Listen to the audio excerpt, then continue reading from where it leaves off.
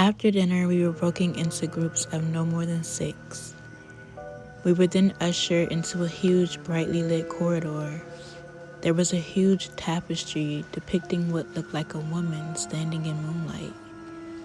The crowd was pushing forward, so I only caught a glimpse. Alicia, Tana, and I broke away from the larger herd with the other 3 girls in our group.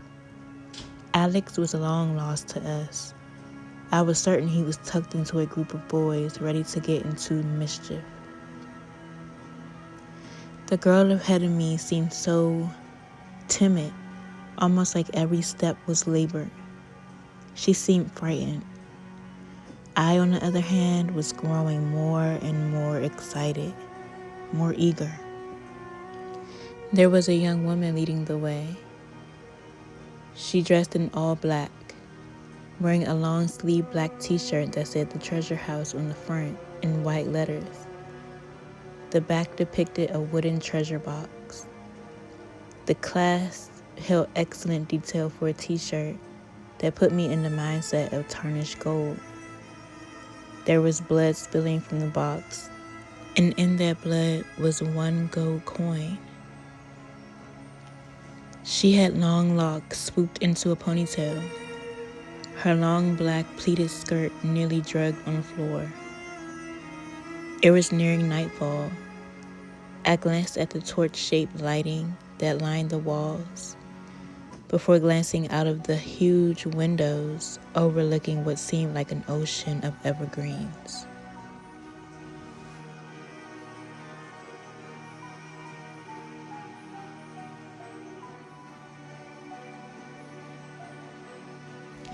After walking down a few halls, we came to a row of doors that were stained black, carved, beautiful.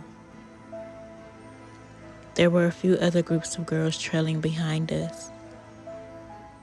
We took the room at the very end of the hall. The woman who was leading us finally turned to introduce herself to us.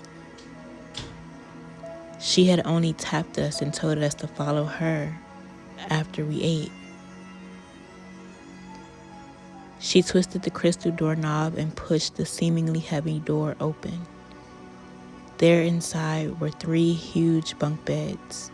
Each were dressed in different colored plush blankets. There was a huge black rug covering hardwood floors and 2 large windows covered in heavy red curtains. "Welcome to Fright Weekend, girls," she grinned. "This is as much of a vacation for your parents as it is for you. Your parents will soon be in to wish you well." She paused, grinned again, and looked at us before convening to the East Wing for the rest of the weekend. "You can call me E. I am your coordinator of fright and will be in the room adjoining yours. The bathroom is through that door. It connects our rooms. No one is allowed out of the rooms after 10 p.m. Trust me, that's when the hauntings begin." She looked into Alicia's eyes, and for the first time, I noticed how uncertain she looked. I walked over and grabbed her hand. E then turned to leave. "Are you okay?" I asked. She let go of my hand. "Yeah," she replied. Mrs. Caney then walked in along with 2 other women. She walked over to us and said, "You follow the rules, and if you need me, just give me a call.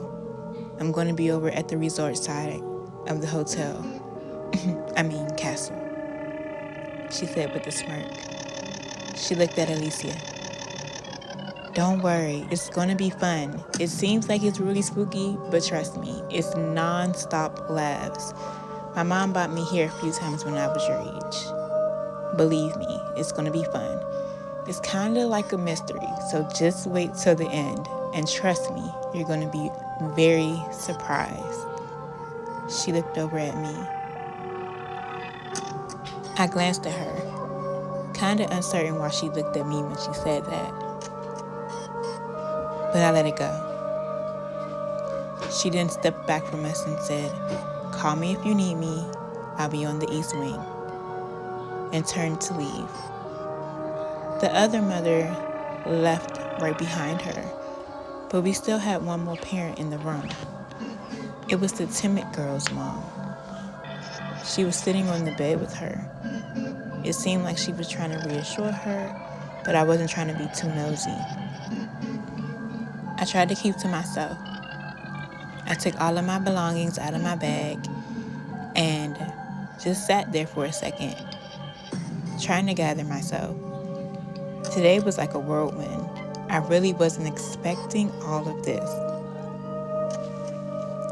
Finally, the last girl's mom left, and then I decided it was time to get into my pajamas. Tana walked over to me and asked, "What are you doing?" I told her, "I'm changing, Tana. What does it look like?" She said, "Didn't you hear E? The hauntings begin at 10. We need to be dressed so we can walk the halls and see what it's all about." "No, maybe you didn't hear E," I said. "She said no one's to leave the room." "Are you scared?" said Tana. "No, I'm ready for bed. We were driving all day. I ate myself silly, and now I'm ready to go to sleep." "Sleep?" Tana said. "In a haunted castle? How could you even think about sleep?" "Now it's starting to sound like you're afraid," said Alicia. "Me? Afraid? No, it's you two that's afraid. Or else you will be putting your clothes on and getting ready to roam the halls. I'm pretty sure Alex is already out there." I thought about it for a minute. I'm pretty sure he is. But I wasn't interested. I began to change my clothes and said, "You guys do what you want.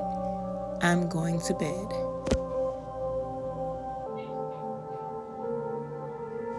Suddenly, I realized that the girls who came in the room with us were also still dressed.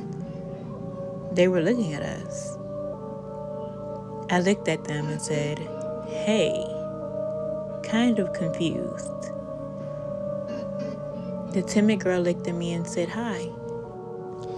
When I took a second look, I realized that it was the girl from the table, the same girl who was talking to us about the witch story. I honestly must have been in a daze walking through that hallway because I didn't even recognize her.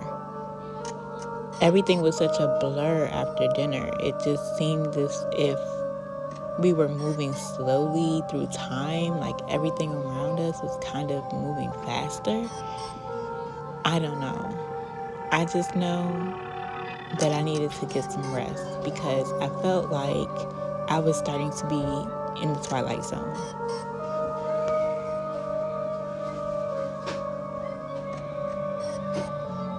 "Hey, you're the girl from earlier. You were at the table with us." "Yeah, I guess I was," she said.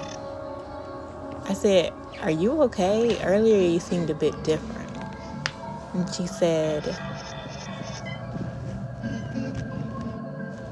she looked at me and again her face started to morph. It seemed as though her personality changed. "Yeah, I'm fine." "So are you coming or what?" "Am I going where?" I asked her.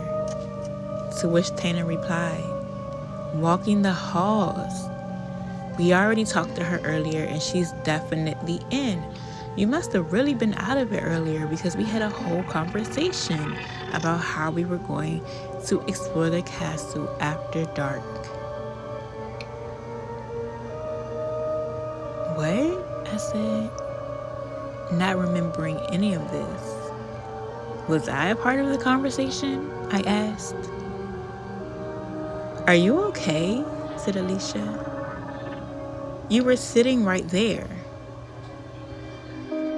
Yeah, I must have been like daydreaming or something. I don't know. But I don't recall telling you guys that I was going anywhere. You didn't tell us, but you didn't say you weren't coming. You were acting as if you were agreeing, said Tana.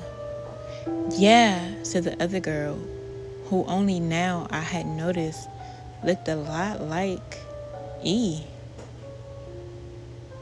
I didn't want to ask her were they related, but it was kind of uncanny. What's your name? I asked. I told everyone earlier, but my name is Tisha. Tisha, I said. Yeah, she said. We all kind of introduced ourselves while we were still at the table. But it's okay if you were out of it. It was a lot of food. Anyway, the haunting is going to start soon. And my brother came here last year, and he told me how much fun it is after dark. It's like you can feel ghosts and stuff. Your brother was here last year? I said. Oh, that's pretty cool. You could feel ghosts? I asked again. Yeah, it's like paranormal activity, she said. As much as I didn't want to go, and as much as I was tired and at this point confused, I decided that I would tag along. Okay, cool. But I'm only going out for 30 minutes and I'm coming right back to the room. I'm tired, you guys, and I kind of want to lay down. I'm just doing this because you guys said I agreed earlier. Tana's face lit up with a smile. And that girl Kay, she had the weirdest smirk. I guess we were off then. Thank you guys so much for making it to the end of part 2 of The Curse. I hope you guys like it so far. I have built up the characters, so now we have a bit of an understanding of the backstory. So be prepared for the next episode because it's about to go down in my Kevin Hart voice, okay? Again, these are stories that my children and I are coming up with. My kids are homeschooled and we love spooky season. I love spooky season. And so because of that, we are writing stories and working on paragraphs and things of that nature. And thank you so much for listening to our stories. These stories are supposed to be spooky, somewhat kid friendly. So yeah, thank you guys so much for being here, and we will see you in the next one. Peace.